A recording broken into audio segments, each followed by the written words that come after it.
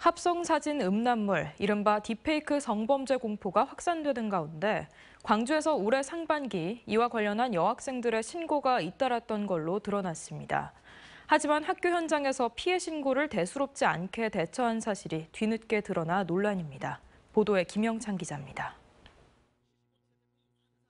가짜 사진 음란물 공포가 학교 현장을 중심으로 확산하자 교육당국은 예방 교육을 강화하는 등 피해 차단에 나섰습니다.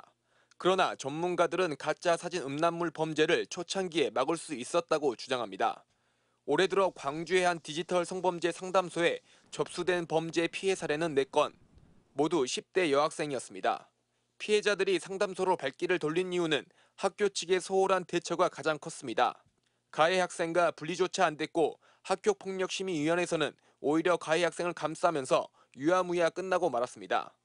전문가들은 최근에서야 서울대와 인하대 등 가짜 사진 음란물 범죄가 확산하자 교육청이 이제서야 대책을 마련하느라 부산하다고 꼬집습니다.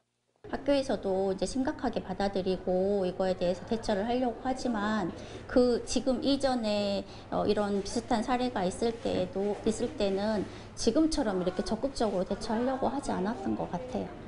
특히나 가해자들이 이 같은 범죄를 심각한 범죄가 아닌 단순한 놀이로 인식하고 있다는 게 큰 문제인데, 그러다 보니 학교 현장에서도 큰 범죄로 인식하지 않고 처벌도 미약했던 게 사실입니다.